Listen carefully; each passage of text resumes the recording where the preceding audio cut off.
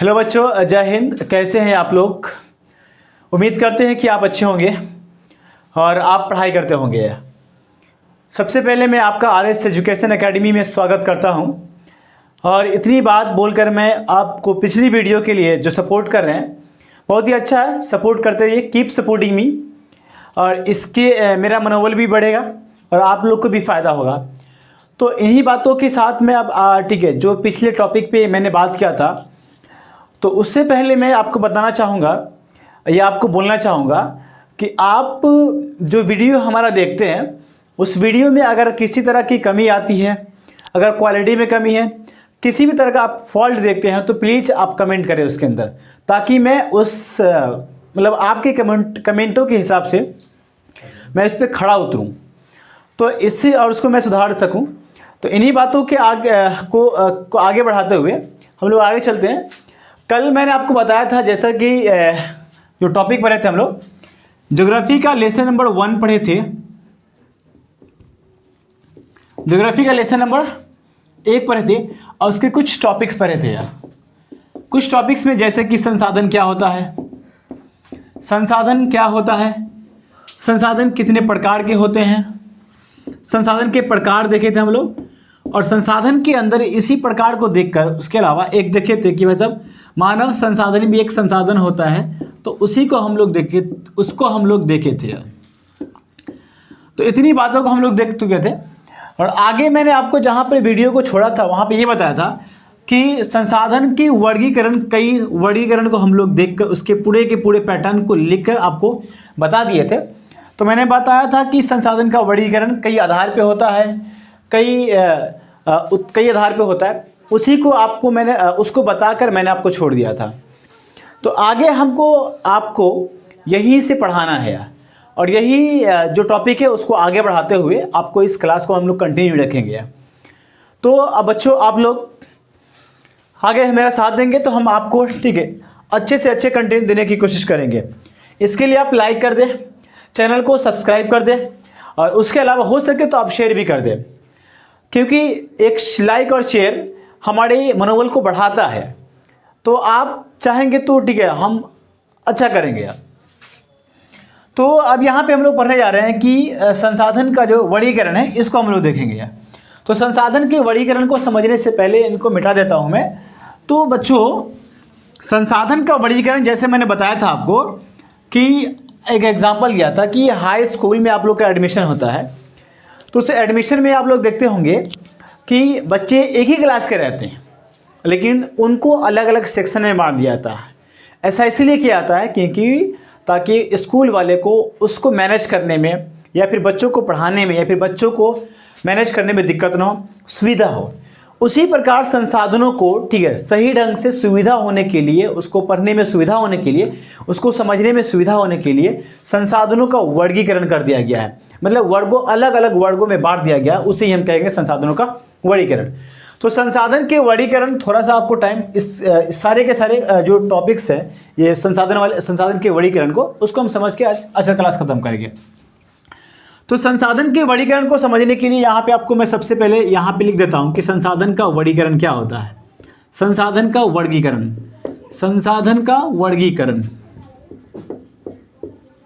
संसाधन का वर्गीकरण। तो संसाधन के वर्गीकरण में सबसे पहला प्रकार यहाँ पे इस तरह से मैं आपको डैश देके बता रहा हूँ।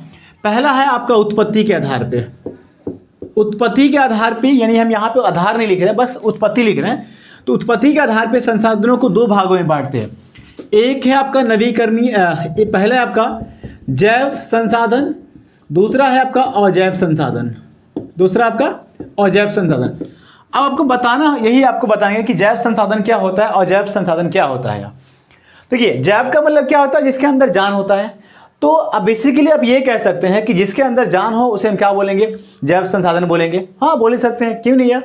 या फिर जिसके अंदर जो सजीव है उसको हम जैव संसाधन बोलेंगे, या फिर जिसके अंदर जीवन का गुण पाया जाता है उसे हम क्या बोलेंगे, जैव संसाधन बोलेंगे। तो आपको इतनी बात आपको समझ में आ गई होगी। तो अब ये बच्चों, आपको यहाँ पे परिभाषा अगर लिखना पड़ेगा कॉपी के अंदर, तो क्या लिखेंगे, संसाधन का वह रूप। इसको बोलने के 2 तरीके हो सकते हैं। आप इसको ऐसे भी बोल सकते हैं, संसाधन का वह रूप, या संसाधन वैसा संसाधन जिसके अंदर जीवन का गुण पाया जाता हो, जिसके अंदर सजीव का गुण पाया जाता हो, उसे हम क्या बोलेंगे? जैव संसाधन बोलेंगे। तो जैव संसाधन आपको समझ, जैसे इसमें क्या आपका पेड़ पौधा, जैसे में आपका पेड़ पौधा, उसके बाद पशु पक्षी, उसके बाद मनुष्य, ये सारे के सारे एग्जाम्पल में हैं। ये आपका एग्जाम्पल में, जैसे में आप ये लिख सकते हैं, जैसे जैव संसाधन का पेड़ पौधा है, पशु पक्षी मनुष्य, ये सारी की सारी वस्तु क्या होती है, इसके अंदर जान पाया जाता है। तो ऐसे संसाधन को हम क्या बोलेंगे? जैव संसाधन बोलेंगे। प्यारे बच्चे, आपको समझ में आ गया इतनी बातें? उम्मीद करते हैं कि इतनी बातें आपको समझ में आ गया होगा। ये कोई अंदर से डीपली समझने वाला है नहीं, इसलिए आप ज़्यादा चिंता ना करें आप लोग। यार दूसरा है अजैव संसाधन। अ का मतलब क्या होता है? जैव का मतलब तो जिसके अंदर जान है वो हो गया आपका, लेकिन अ का मतलब होता है नहीं। अ का मतलब नहीं, जैसे कि सत्य है, सत्य का मतलब होता है सच, उसके आगे हम लगा दिए अ हो गया असत्य। तो वैसा ही, ठीक है, असत्य का मतलब क्या होता है? जो सच नहीं है। वैसा ही यहाँ पे अ का मतलब क्या है? नहीं। जैव का मतलब जिसके अंदर जान हो। तो वैसा संसाधन जिसके अंदर जीवन का गुण नहीं पाया जाता है उसे हम क्या बोलेंगे? अजैव संसाधन बोलेंगे। कहने का अर्थ यह है कि जिसके अंदर जान नहीं पाया जाता उसे हम क्या बोलेंगे? अजैव संसाधन कहेंगे। तो प्यारे बच्चे, आपको समझ में आ गया होगा कि अजैव संसाधन किसे कहते हैं हम लोग।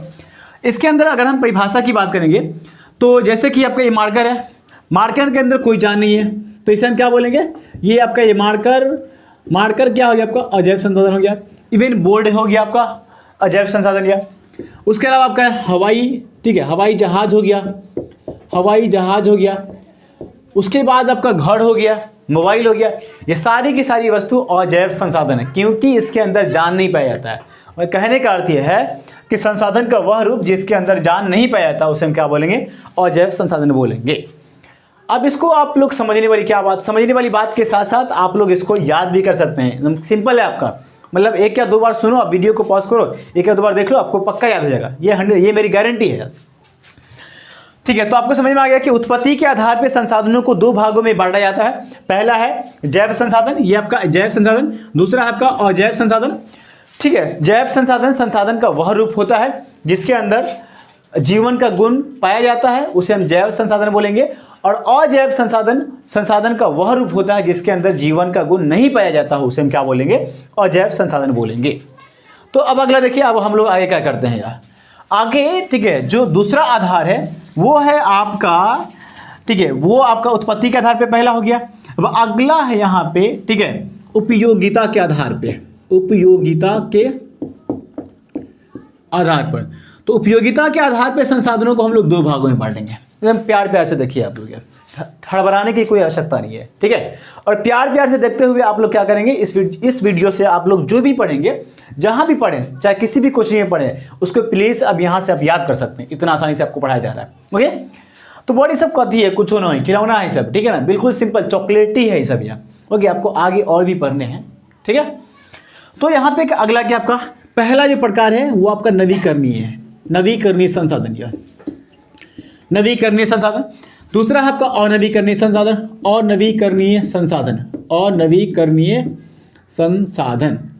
अब आगे हम संसाधन नहीं लिख रहे हैं भाई साहब, यहाँ पे देखिए, आगे हम ज़्यादा बोर्ड पे लिखने की आवश्यकता नहीं करेंगे, क्योंकि ये डिजिटल बोर्ड है नहीं कि फटाफट ठीक है इधर उधर कर दिया, ऐसा कुछ भी नहीं है। थोड़ा सा हम लोग को थोड़ा सा भी दिक्कत का सामना करना पड़ रहा है। और प्लीज़ अगर आप लोग सपोर्ट करेंगे तो ऐसा आगे जाके हम लोग, ठीक है, जरूर इंशाल्लाह सब कुछ करेंगे। तो अनवी, देखिए, नवी का मतलब क्या होता है? नया होता है। क्या होता है? नया। और करणीय का मतलब क्या होता है? करने की प्रक्रिया। क्या होता है? करने की प्रक्रिया। कहने का अर्थ यह है कि जो संसाधन नया नया हो जाता है उसे हम क्या बोलेंगे? नवीकरणीय संसाधन बोलेंगे। मतलब सिंपल भाषा में, किताब वाली भाषा नहीं बता रहे, हम ऐसी बता रहे भाई। ठीक है, अब अगला क्या है? अनवीकरणीय संसाधन। अभी हम बता नहीं रहे पूरा, थोड़ा सा बता रहे, ओवरव्यू दे रहे हैं आपको यार। और जैसे हम बताए थे यहाँ पे अ का मतलब नहीं है, तो नवी का मतलब क्या होता है? नया करना या फिर नया होना। और अ का मतलब क्या होगा आपका? नया न होना। मतलब ठीक है, अ का मतलब होता है नहीं होना। कहने का अर्थ यह है कि अनवीकरणीय संसाधन का मतलब ये होता है जो, ठीक है, नया नहीं होता है। लेकिन अभी ऐसा नहीं कि नया नहीं होता, नया होता है, लेकिन वैसा देखो कथी होता है। अभी यहाँ पे है नवीकरणीय संसाधन।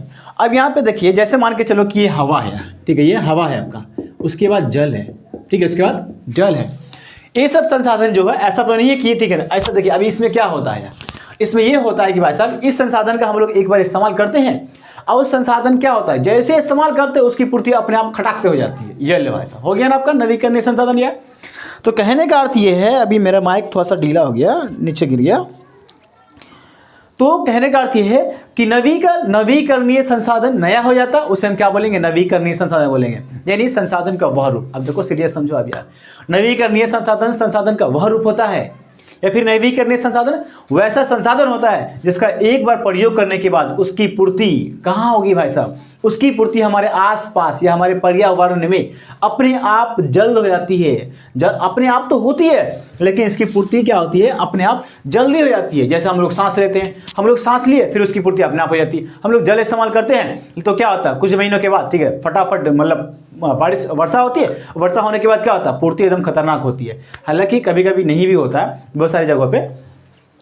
तो अब क्या आपका, तो नवीकरणीय संसाधन का वह रूप होता है, आप लोग समझ गए होंगे, जिसका क्या एक बार इस्तेमाल होने के बाद उसकी पूर्ति पर्यावरण में अपने आप जल्द हो जाती है। उसे हम क्या बोलेंगे? नवीकरणीय संसाधन बोलेंगे। इसमें हवा है, जल है, उसके बाद आप पेड़ पौधा बोल सकते हैं, इवन मनुष्य भी बोल सकते हैं। ये सारी के सारी वस्तुओं क्या नवीकरणीय संसाधन हो गए। अगला है आपका अनवीकरणीय संसाधन। अनवीकरणीय संसाधन आपको हम जैसे बताए थे अभी जस्ट कि अ का मतलब नहीं और नवी का मतलब नया। तो अनवीकरणीय संसाधन का वह रूप होता है, यहां पे गौर से समझना आप लोग। अनवीकरणीय संसाधन का मतलब ये नहीं होता है कि उसका एक बार इस्तेमाल होने के बाद उसकी पूर्ति नहीं होगी, भाई साहब होगी। देखिए समझिए आप कथिया अनवीकरणीय, ऐसा तुमको लग रहा है कि नहीं होगा, नहीं ऐसा नहीं है। अनवीकरणीय संसाधन का एक ऐसा रूप होता है या फिर संसाधन का वह रूप होता है जिसका एक बार इस्तेमाल होने के बाद उसकी पूर्ति होने में लगभग, यानी अब लगभग में बोलेंगे इसको, लगभग हजारों या लाखों वर्ष लग जाते हैं। तो ऐसे संसाधन को हम कहते हैं अनवीकरणीय संसाधन। समझ में आया बच्चों? ये है एकदम आसान क्वेश्चन है, एकदम आसान है, बिल्कुल आसान है। अगर ये समझ में नहीं आएगा तो क्या समझ में आपको भाई साहब? देखो तो अनवीकरणीय, जैसे में एग्जांपल में देखो आप लोग, जैसे में यहाँ पे हम जैसे नहीं लिख रहे लेकिन हम बोल रहे हैं तो समझ जाइएगा। जैसे में, ठीक है, यहाँ पे क्या आपका जैसे कोयला है यार, जैसे आपका कोयला है, तो कोयला का भंडार क्या होता है? मान के चलो कि इस पॉइंट पे हम कोयला, ठीक, इस पॉइंट पे कोयला का भंडार है, इस पॉइंट पे कोयला का भंडार है। अब ये कोयला क्या है? अनवीकरणीय संसाधन है। तो कोयला का एक बार हम लोग इस्तेमाल करेंगे, भंडार को निकाल लेंगे, लेकिन ऐसा तो नहीं है कि भाई साहब यहाँ पर कभी नहीं बनेगा कोयला। मान के चलो कि हमें वहाँ पे खदान, ठीक है, खोद लिया, खोदने के बाद फिर से उसके अंदर, ठीक है, कुछ मतलब बड़ा सा खदान हो गया, उसके अंदर कुछ पेड़ पौधे, ठीक है, जाके गिर जाएंगे, उसके बाद वहाँ पे सड़ जाएंगे, गलेंगे, या फिर कुछ जानवर आके मर जाएगा, ठीक है। तो फिर हो सकता है उसी जगह फिर नया कोयला बन जाए, लेकिन भाई साहब उसको बनने में हजारों या लाखों वर्ष लग जाएंगे। तो आप डिड यू अंडरस्टैंड? आप लोग समझ में आ गया आपको? यस, समझ में आ गया होगा भाई साहब। अगर समझ में आ गया है तो आप क्या कीजिए, लाइक बटन को हिट कीजिए, और आप लोग क्या किए, हो सके दो बीच में सब्सक्राइब भी कर दीजिए या फिर आप शेयर भी कर दीजिए। तो आप हम लोग आगे चलते हैं। दो आधार हो गया आपका। अगला है आपका जो आधार है वो ये है भाई साहब, ठीक है, स्वामित्व के आधार पे। तो हम क्या कर रहे हैं, इसको हम यहां पर लिख रहे हैं स्वामित्व के आधार पे। स्वामित्व के आधार पे संसाधनों को 4 भागों में बांटते हैं। स्वामित्व के आधार पे संसाधनों को 4 भागों में बांटते हैं, या 4 भागों में।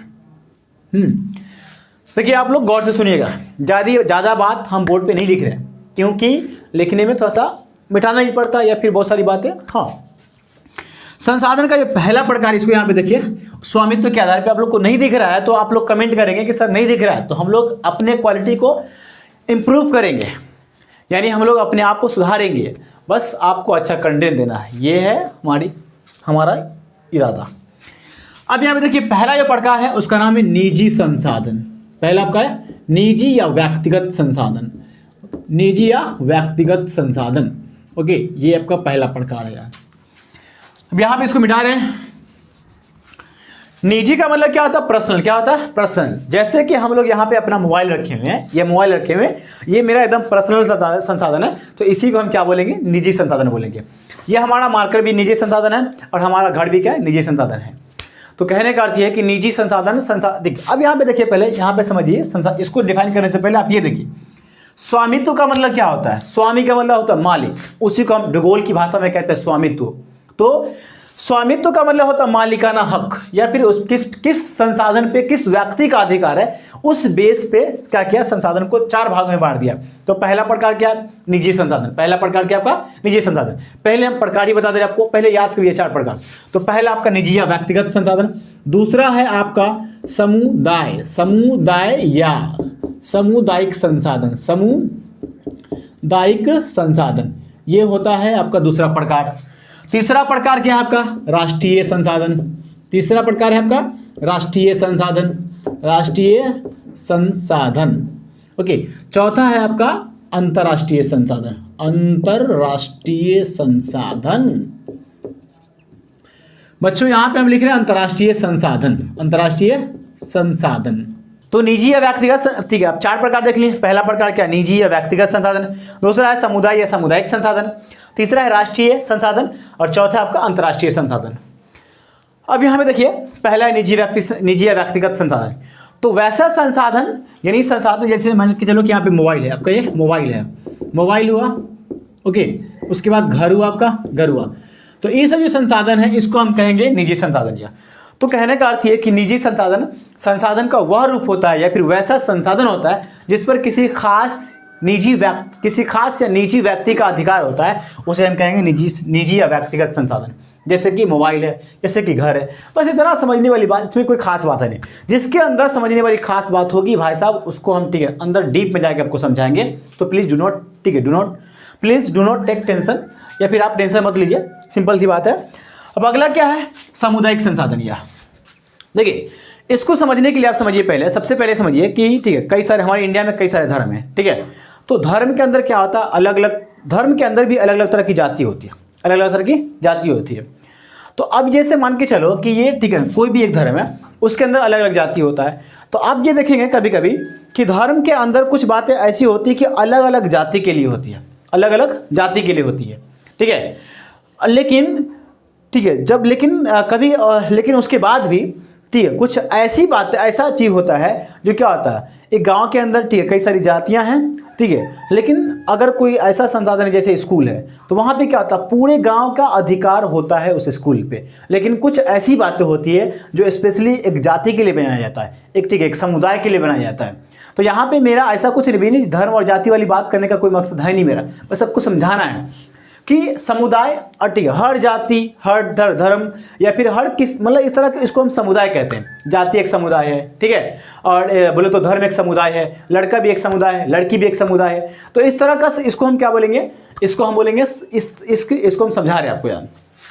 तो कहने का अर्थ ये कि सामुदायिक संसाधन का वह रूप होता है, ठीक है, जिस पर किसी खास जात, किसी खास समुदाय का मतलब वही अलग अलग जाति, सिंपल सी बात है, ओके, या फिर अलग अलग ग्रुप, ओके। तो वैसा संसाधन जिस पर किसी खास समुदाय या किसी खास गांव का अधिकार होता है, तो वैसे संसाधन को हम क्या बोलेंगे, उससे हम संसाधन को बोलेंगे समुदाय या सामुदायिक संसाधन कहते हैं। जैसे में क्या हो गया भाई साहब, जैसे में आपका, चलो ठीक है, सरकारी स्कूल हो गया, सरकारी अस्पताल हो गया, जैसे में, ठीक है, कब्रिस्तान हो गया, मंदिर हो गया, मस्जिद हो गया, चर्च हो गया, गुरुद्वारा हो गया, ये सारे के सारे को हम क्या बोलेंगे, सामुदायिक संसाधन बोलेंगे। तो यहाँ पे हम लिख रहे हैं जैसे मंदिर, ओके, मस्जिद, ओके, उसके बाद आपका शमशान घाट, ओके, अब लोग समझ गए होंगे। तो इस तरह के संसाधन को हम लोग क्या बोलेंगे, सामुदायिक संसाधन बोलेंगे, ठीक है। अब हम क्या कर रहे हैं, इस राष्ट्रीय संसाधन को और अंतर्राष्ट्रीय संसाधन को हम लोग यहाँ बता रहे हैं, ठीक है। इसका हम एक नक्शा बना रहे हैं, आपको दिखा रहे हैं, ठीक है। नक्शा की बेस पे, ठीक है, आप समझ जाइएगा कि राष्ट्रीय संसाधन क्या होता है और अंतर्राष्ट्रीय संसाधन क्या होता है। तो इस राष्ट्रीय संसाधन को हम यहाँ पे दिखा रहे हैं, ये इंडिया का, ठीक है, पॉलिटिकल मैप बना रहे हैं, ओके। इंडिया का हाफ नक्शा हम बना दिए इस तरह को। इसको आगे वाला, ऊपर वाला पार्ट जो है थोड़ा सा दिक्कत होता है, इसलिए इसको नहीं बनाया हम, ठीक है। तो नीचे वाला पार्ट बना के बता रहे हैं आपको, हम बता रहे हैं आपको राष्ट्रीय संसाधन और अंतर्राष्ट्रीय संसाधन दोनों बता रहे हैं, इसी को आप समझ जाइएगा। देखिए, राष्ट्रीय का मतलब क्या होता है, राष्ट्र का मतलब होता है देश, और राष्ट्र से ही बना है राष्ट्रीय। तो बेसिकली राष्ट्रीय संसाधन का वह रूप होता है जिस पर किसी खास देश या राष्ट्र का अधिकार होता है, उसे हम क्या बोलेंगे, राष्ट्रीय संसाधन। मतलब कहने का अर्थ यह है कि वैसा संसाधन जिस पर किसी खास देश या राष्ट्र का अधिकार होता है, उसे हम क्या बोलेंगे, राष्ट्रीय संसाधन। जैसे कि चलो मान के चलो, ठीक है, जमीन हुआ, ठीक है, रेलवे हुआ, या फिर हवाई अड्डा हुआ, या फिर अस्पताल हो गया, ठीक है। तो वैसे संसाधन को हम क्या बोलेंगे, राष्ट्रीय संसाधन बोलेंगे। लेकिन समझने वाली बात यहाँ पे देखिए, ओके, इसको हम कहते हैं स्थल भाग, इंडिया का स्थलीय भाग। ये आपका क्या है, तटरेखा, ये आपका, ठीक है, सॉरी, ये आपका समंदर वाला भाग है, ये आपका समुद्री भाग है, ये पूरा का पूरा समुद्री भाग है, आपका पूरा का पूरा समुद्री भाग है। अब यहाँ पे समझिए कि ये इंडिया का तटीय सीमा रेखा, इसको हम क्या बोलेंगे, तटीय सीमा रेखा। मतलब एक तो होता स्थलीय सीमा रेखा, ये स्थल है तो स्थलीय सीमा रेखा, और ये समुद्र से लगा हुआ इसीलिए इसे हम बोलेंगे तटीय सीमा रेखा या फिर समुद्री तटीय सीमा रेखा। ओके, समुद्री तटीय सीमा रेखा।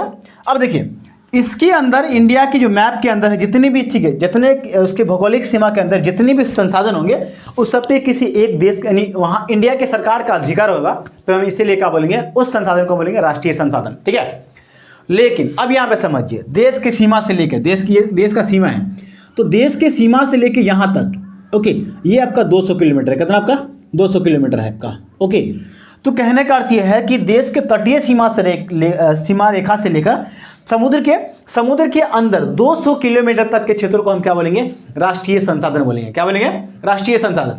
और इस राष्ट्रीय संसाधन के अंदर क्या होता है, इसको हम, इस पे क्या होता है, इस पे इंडिया का अधिकार होगा। किस पे अधिकार होगा, इस पे, यानी जो 200 किलोमीटर का एरिया है वो इस पर इंडिया का अधिकार होगा। लेकिन भाई साहब आप देखिए, तो ये हो गया आपका राष्ट्रीय संसाधन।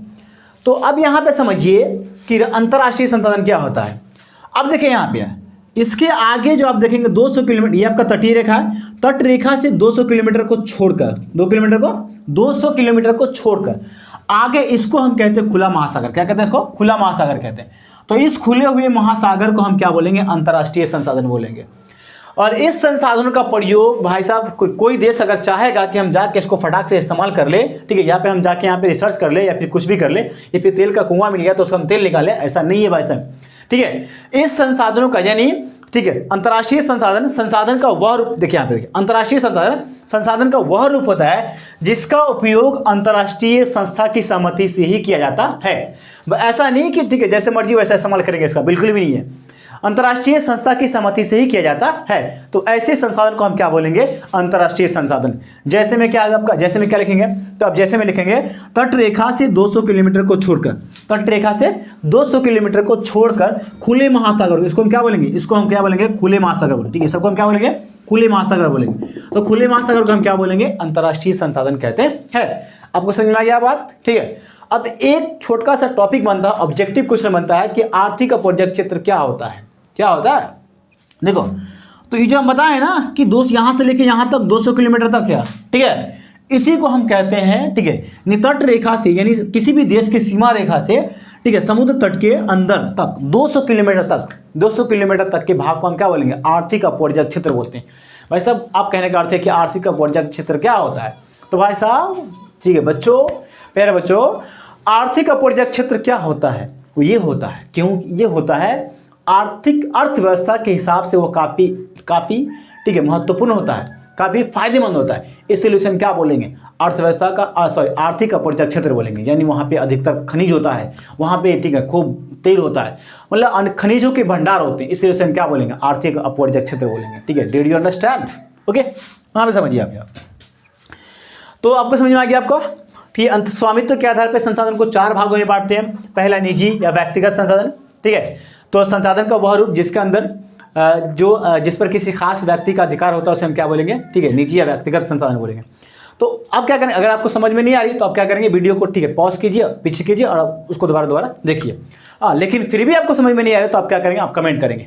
उम्मीद है कि आप कमेंट करेंगे और ठीक है जो भी प्रॉब्लम होगा आप मुझे बताएंगे। एक्जैक्टली अगर आप लोग प्रॉब्लम नहीं बताएंगे तो हम कुछ भी नहीं कर सकते हैं, बस अपने बेस पे हम ट्राई करते रहेंगे। अगर आप प्रॉब्लम बताएंगे तो आपके बेस पे तो ये ठीक है हम ट्राई करेंगे और मैं अपने बेस पे भी ट्राई करता रहूँगा। तो आपको समझ में आ गया होगा इतनी सारी बात। अब यहाँ से हम क्या कर रहे हैं, जाके इसको मिटा के, और ठीक है एक प्रकार और है, ठीक है, तो हम इसको मिटा देंगे, इसको नहीं मिटाएंगे, सिंपल सी बात है। ठीक है सर। अब यहाँ पे देखिए उत्पत्ति के आधार पे इसको पहला मान के चल सकते हो, दूसरा इसको मान सकते हो, तीसरा मान सकते हो। तो पहला उत्पत्ति के आधार पे, दूसरा उपयोगिता के आधार पे, तीसरा आपका स्वामित्व के आधार पे। अब ये चौथा जो बताने जा रहे हैं वो ये है आपका, ठीक है ना, ऐसा करके चौथा जो है आपका, ठीक है, वो है विकास के आधार पे। विकास के आधार पे संसाधनों को 4 भागों में बांटा जाता है। ठीक है, 4 भागों में। नंबर 1 पहला क्या है आपका, पहला है संभावी संसाधन। दूसरा है आपका यहाँ पे भंडारित संसाधन, भंडारित नहीं है। दूसरा आपका है विकसित संसाधन। तीसरा है आपका भंडारित संसाधन।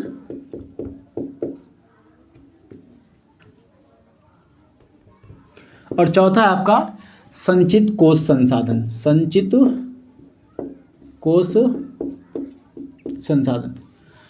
थोड़ी सी गलती हो रही है, थोड़ी सी लिखने में दिक्कत हो रहा है, तो आप इसको मैनेज करेंगे यार, हम लोग का अभी थोड़ा सा ठीक है नया नया है वो इसीलिए। अब यहाँ पे देखिए इसको हम मिटा रहे हैं बच्चों, आप यहाँ पे इसको स्पेस लेने के लिए हम इसको यहाँ पे मिटा रहे हैं, सिंपल सी बात देखिएगा आप लोग। विकास के आधार पर संभावी, संभावी का मतलब क्या होता है? संभव। संभव का मतलब होता है कि वो हो भी सकता है ना भी हो सकता है, ये देखिए ठीक है। संभावी संसाधन, संसाधन का वह रूप होता है, सिंपल समझिए ठीक है, समझाने वाली बात एग्जाम्पल हम देंगे और एग्जाम्पल देकर आपको समझाएंगे। संभावी संसाधन, संसाधन का वह रूप होता है जिसको उपयोग में लाए जाने की संभावना तो रहती है, लेकिन उसको हम लोग तकनीक के अभाव में या फिर हम लोग पूंजी के अभाव में या फिर हम लोग ज्ञान के अभाव में या फिर किसी अन्य कारणों की वजह से, अन्य कारणों के अभाव में या फिर कारणों की वजह से उस संसाधन को हम लोग प्रयोग में नहीं ला पाते हैं, तो वैसे संसाधन को हम कहते हैं संभावी या संभावित संसाधन कहते हैं। जैसे में देखिए अब लोग, जैसे में क्या है, जैसे में राजस्थान और गुजरात में, राजस्थान और गुजरात में, हम सिर्फ यहाँ पर राजस्थान लिख रहे हैं। जैसे में जैसे राजस्थान और गुजरात में क्या होता है, वहाँ पे सौर ऊर्जा की अपार संभावनाएं है, काफ़ी ज़्यादा संभावना है, लेकिन हम लोग के पास तकनीक नहीं है, और तकनीक न होने की वजह से क्या होता है, हम लोग उस ऊर्जा का, उस सौर ऊर्जा का हम लोग इस्तेमाल नहीं कर पाते हैं। सौर ऊर्जा का मतलब होता है सूरज से बनने वाली ऊर्जा, तो उस ऊर्जा का हम लोग इस्तेमाल नहीं कर पाते हैं क्योंकि हमारे पास तकनीक का अभाव है, हमारे पास ठीक है बहुत सारी चीज़ों का अभाव होता है। अब लोग समझ गए होंगे। अगला है विकसित संसाधन। देखिए विकसित का मतलब होता है ठीक है भाई साहब, क्या होता है? विकास हुआ हुआ, विकास हुआ हुआ। जैसे मार्कर है, मार्कर का विकास पूरी तरह हो चुका है। जैसे पंखा है, पंखा का विकास पूरी तरह हो चुका है, तो वैसे संसाधन को हम लोग क्या बोलेंगे? विकसित संसाधन कहेंगे। अर्थात ये है, हम बोल सकते हैं कि संसाधन का वह रूप जिसके बारे में हम लोग सब कुछ जानते हैं, उसके बारे में सब कुछ ज्ञात हो चुका है, उसका इस्तेमाल कर रहे हैं, तो वैसे संसाधन को हम लोग क्या बोलेंगे? विकसित संसाधन। जैसे कि मोबाइल, जैसे कि मोबाइल ठीक है, ओके, जैसे कि मोबाइल है। ऐसे में मतलब कहने का अर्थ है कि हम लोग जो भी वस्तु का इस्तेमाल करते हैं उसे हम क्या बोलेंगे? विकसित संसाधन को कह सकते हैं। अगला है भंडारित संसाधन। भंडारित संसाधन का अर्थ होता है भाई साहब ठीक है, भंडार होकर रखा होना, या मतलब भंडार होकर रखा होना ठीक है, और पता भी होना, सिंपल सी बात है। ओके, अब बोलिए सर ठीक है, हम आपको आगे बताएंगे। तो भंडारित संसाधन, संसाधन का वह रूप होता है जिसका क्या होता है? तकनीक के अभाव में ठीक है, उसको हम नहीं निकाल पाते, और नहीं निकालने की वजह से क्या होता है? वो पर्यावरण में या पृथ्वी के गर्भ में क्या होता है? छिपा होता है। छिपा का मतलब जमा होता है, यानी भंडार हुआ होता है, तो वैसे संसाधन को हम लोग क्या बोलेंगे? उसे हम बोलेंगे भंडारित संसाधन। मतलब संसाधन का वह रूप ठीक है जो पृथ्वी के गर्भ में या फिर पर्यावरण में भंडारित रूप में, भंडार के रूप में पड़ा हुआ है, भंडार के रूप में पड़ा हुआ है ठीक है, सॉरी यार, भंडार के रूप में पड़ा हुआ है, तो वैसे संसाधन को हम लोग क्या बोलेंगे? भंडारित संसाधन बोलेंगे। जैसे भाई साहब देखो, जैसे में क्या है ठीक है, जैसे में हिमालय ठीक है, जैसे में हिमालय एक पहाड़ है, बहुत बड़ा पहाड़ है। अब उस हिमालय के अंदर क्या है? अनेक प्रकार के खनिज छिपा हुआ, अनेक प्रकार का खनिज छिपा हुआ है, लेकिन हमारे पास वो तकनीक नहीं है, और तकनीक न होने की वजह से हम लोग क्या कर रहे हैं? उसका इस्तेमाल नहीं कर पा रहे हैं, और इस्तेमाल न होने की वजह से क्या हो रहा है? ठीक है, ये भंडार के रूप में पड़ा हुआ है। बोलिए सर आप क्या है ये भंडारित संसाधन और ठीक है संभावित संसाधन एक ही हो गया? हाँ भाई साहब ठीक है, दोनों एक ही प्रकार है, समझ लीजिए ठीक है उसको। अब अगला क्या है? ठीक है, संचित कोष संसाधन। संचित कोष संसाधन, देखिए संचित का मतलब क्या होता है? जमा होना। क्या होता है? जमा होना। संचित का अर्थ होता है जमा होना, और कोष का मतलब होता है खजाना। क्या होता है? खजाना। देखिए तो संचित का मतलब जमा होना और कोष का मतलब खजाना होना। अब बताओ खजाना कोई ठीक है आज के लिए जमा करता है? नहीं, खजाना लोग भविष्य के लिए जमा करता है ठीक है, भविष्य के लिए संभाल के रखता है। तो संचित कोष संसाधन, संसाधन का वह रूप होता है, संसाधन का वह रूप होता है जिसको लोग भविष्य के लिए पूंजी के रूप में संभाल के रखता है, या फिर पूंजी के रूप में भविष्य के लिए संभाल के रखता है, तो वैसे संसाधन को हम लोग क्या बोलेंगे? उसे हम बोलेंगे संचित कोष संसाधन। जैसे में क्या है भाई साहब? जैसे में देख लीजिए आप लोग, जैसे में ये है जैसे कि आप, ये नदी है, ये आपका नदी है। अब नदी में पानी बहता है, नदी में पानी बहता है, तो नदी का पानी हम लोग संभाल के रखते हैं, हम लोग इसको नदी को घेर घाट के रखते हैं ताकि नदी का पानी खराब ना हो जाए। हम लोग ऐसा क्यों रखते हैं? क्योंकि हमको पता है कि इस नदी के जल से हम लोग ठीक है अपार मात्रा में बिजली का उत्पादन कर सकते हैं। तो भाई साहब ये नदी जल क्या हो गया? जल हमारा संचित कोष संसाधन हो गया। क्या हो गया? कोई नदी का जल संचित कोष संसाधन हो गया। और यहाँ पे क्या करता है, कई सारे ऐसे देश होते हैं कि इस नदी पर डैम बना देते हैं। डैम का मतलब बांध, ठीक है। बांध का मतलब ये होता है कि इसको बांध बनाकर ठीक उस पानी को रोक कर रखा जाता है। तो ये बांध भी क्या हो गया, ये बांध भी एक तरह से बांध बनाने से फायदा, बहुत सारा फायदा होता है, हम आगे बताएंगे आपको, ठीक है। तो ये भी क्या हो गया, ये भी एक संचित कोष संसाधन है। और उससे सबसे अच्छा एग्जांपल अगर लेना चाहते हैं तो भाई साहब पता है आपको क्या है, जैसे अमेरिका आपको, ठीक है। और अमेरिका जो है, अमेरिका क्या करता है, उसके अंदर तेल का भंडार है, जबरदस्त भंडार है, ठीक है। पूरी दुनिया का तीसरा या चौथा, ठीक है, भंडार रखने वाला तेल है यार, लेकिन भंडार रखने वाला देश है। लेकिन वो क्या कर रहा है, वो अपने भंडार का इस्तेमाल नहीं करता है, वो क्या करता है कि सऊदी अरब से, ईरान से, इराक से, ठीक है, अलग अलग अरब वाले देशों से क्या करता है, ठीक है, वो तेल मंगवा के वो इस्तेमाल करता है और अपने, ठीक है, तेल को संचित कोष संसाधन के रूप में जमा रखा है। इतनी बातों के साथ हम लोग आज का टॉपिक यहीं पे खत्म करते हैं। आगे आपको हम मिलेंगे अगले वीडियो में, तब तक अपना ध्यान रखते रहिए। गुड।